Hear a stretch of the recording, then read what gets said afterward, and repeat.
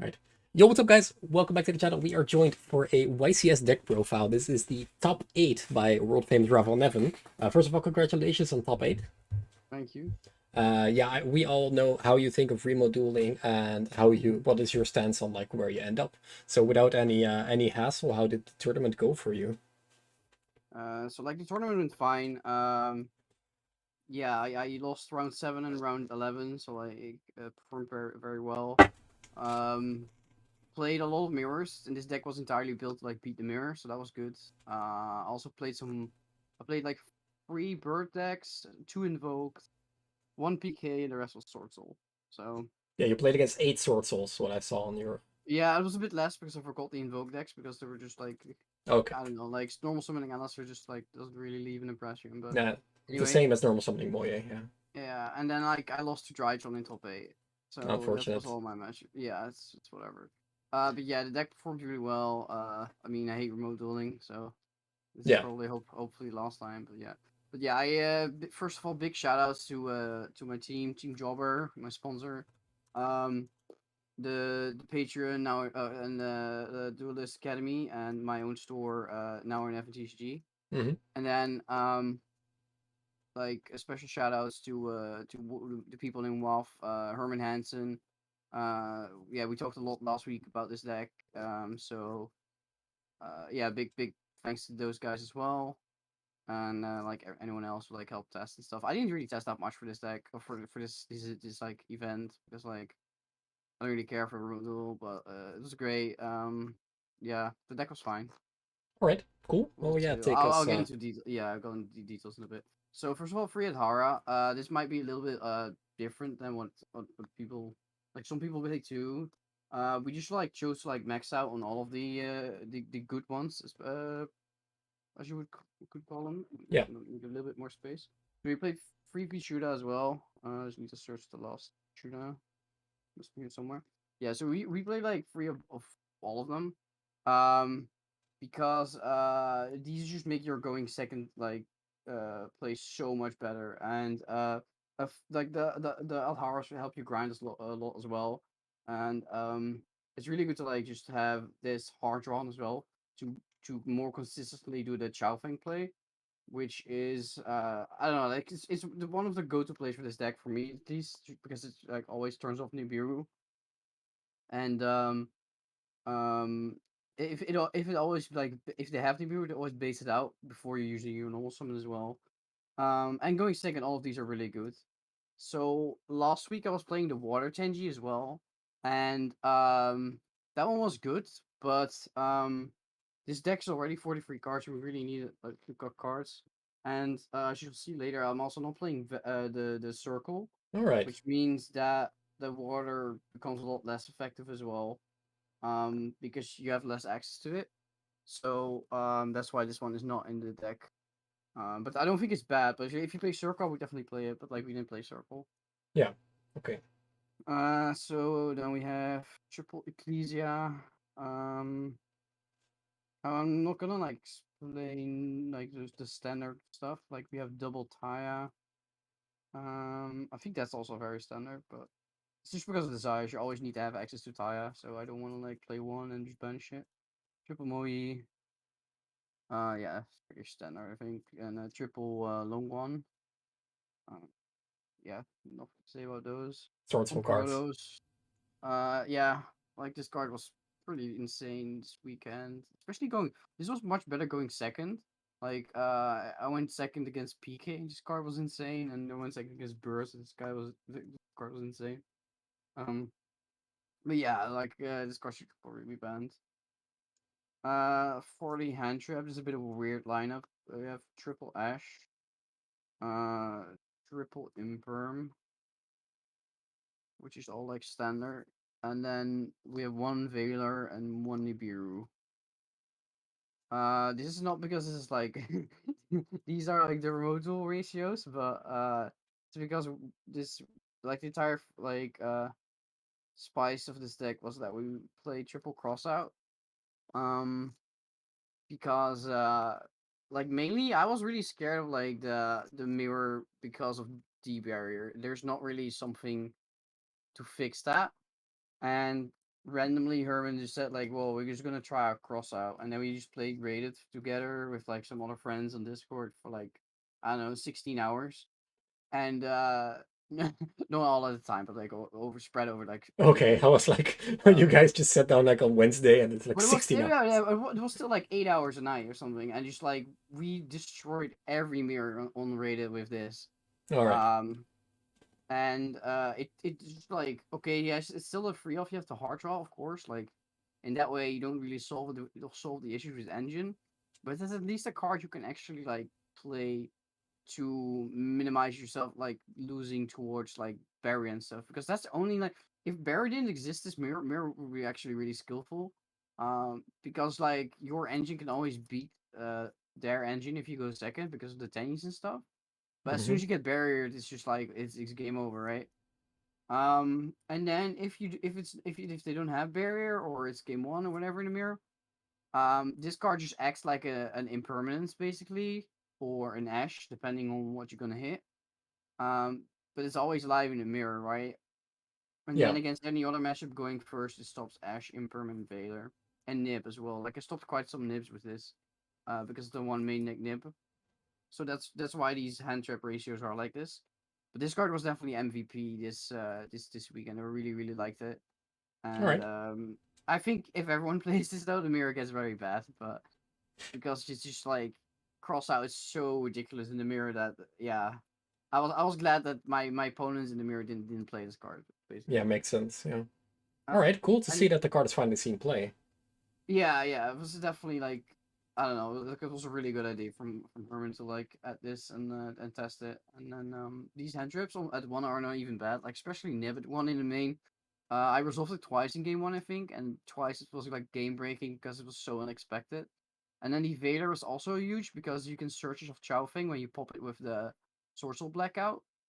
And that means that like you just randomly have another interruption when you need it, and that was really big against birds once when I already used Chi Chao and he outed my Shengjing, and all I had left was Chao Feng with a trap.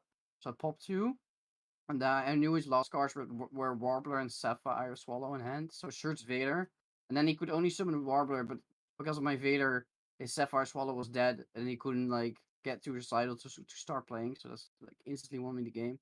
And his Dry Tone, it also gave me an extra turn by popping Chao Feng. Nice. So Yeah. um spells, we play triple vessel. Like I said, we just really focus on the good tennies with this build. Um, and there's no circle, so like to get more access to the tennies, triple vessel was really good. Triple desires, yeah, this card's fine in a deck like this. Like of course, all the cards are the same basically. So triple emerge, standard, and then one order and one blackout. All right. Cool. So yeah, Nice. 43 cards because yeah, this probably explains why I didn't win, right? Lamau. Yeah. No, but like, yeah. So like, the deck was very solid. I don't think there's much I would change, like depending on like how popular Crossout becomes. But yeah, the main deck was fine. Extra deck, that's something else. Yeah, almost everything's standard. This is like Shanging. Shanging was insane. Also Crossout triggers Shanging, right? So like a lot Oh of yeah, times that's you funny. just like, yeah, it's really sick when they like think, okay, he doesn't have Chi Chiao, and like he didn't search Blackout, so like, okay, how are you gonna trigger this? And then they just not like play carefully and just cross out something randomly and you trigger this. Yazi made Yazi a lot with like Alhara and Longhuan when they like pop a token or whatever. Jacob Berserker, Baroness. Then we have Chao Feng, also really big this weekend. Double Chi Chao, double Baxia. Triple Monk, absolutely need free Monk in my opinion. Um, doesn't come up like every game, but like I do want to have it like enough of the times that the third one was necessary. Like some of my friends played like the Halka Fibrex with Aurora and stuff, and then they also play Omega. Because there is like the standard combo goes into Omega, and then you Omega them, and you see what they play, and then you know what to call with Protos. But that requires you to play two Monk though, and I don't think that's safe enough. Like in the grind, you definitely make three Monk. So And then Shaman is really, really important as well. Um, so then the last two cards were Granite and Zeus for Oh, the Token okay. Collector play. I've never summoned these cards, but you need to play them if you play Token Collector. So these were Hauke Firebricks and Aurodon, and like some of my friends play those. But I really wanted to have Token Collector because the entire like thing of this deck was we're just not playing fair in the mirror. We're just not gonna try and like outplay our opponents and then lose to D-Bear or whatever. We're just gonna play really unfair cards like Crossout and Token Collector. And by playing Tone Collector, Crossout becomes even better because I expected because this is not my idea. Like Walter Jewell used this last week and got second at the Remote YCS. Uh, and I expected a lot of people to copy that and also play Tone Collector, which would make this mirror even more toxic. And that's why I wanted to have Crossout with Tone Collector. So if you play Tone Collector, you need to play these. Hmm. Luckily, like I don't think any mirror played Tone Collector against me, so that's why like one of the reasons I was less effective, I guess. But like I definitely Tone collected a lot of mirrors, and it was very strong. But then Yeah. I didn't have to make this because even if you go first, right, you just end on like Baroness Chi Chao, and then they like start playing, they like bait your negates, and then if you Tone Collector, and then you still have two really big synchros, and then they can never out that. So Yeah. Okay. yeah. These are the side decks. Side deck is triple gamma and one driver. For going second against basically everything. Um, triple tone collector. Yeah, this card was very toxic. Triple as well. Fair enough. Yeah. Yeah, it's just like it substitutes the other hand trip because the other hand trips are very weak into like circle and stuff. So what I would do after side is just like you side out two Imperm, two Ash for like token collector, gammas and stuff. And then you keep it in one of every hand trip, of course, because of cross out. And then the rest is just very high impact cards like token collector. For the back row, hey, I play very little back row. Hey, just play two Cosmic and Reboot because the only thing you're really scared of is like besides Floodgates is Schism. That's all it is basically. And I mean, you would also side this in the mirror for the D Bear, of course. Yeah. What deck is that? It's the deck I used at the Remote Duel YCS where I just got top 8 with. So yeah, we just played these like that's another thing, right? We played like triple fish shootout. Like our deck is so good into back row. Like you just bully purple decks. It's very funny. Yeah. Main deck blackout as well helps out a lot. Yeah, like it's not on hard matchup at all. Okay, triple D bearer. I don't think they will ever hit this card because it's not like a floodgate, whatever. But like this card is very toxic, and it's gonna be even worse. Like especially like when the Albus decks get like popular. Like this card is so bad for the game. Like I fucking hate it. Did Um, you cite this in when going second as well? yes, that's a big reason. Like that's one of the biggest reason we play cross outs because we want to have barrier, and so we siding barrier going second. You said in one or three Um, copies?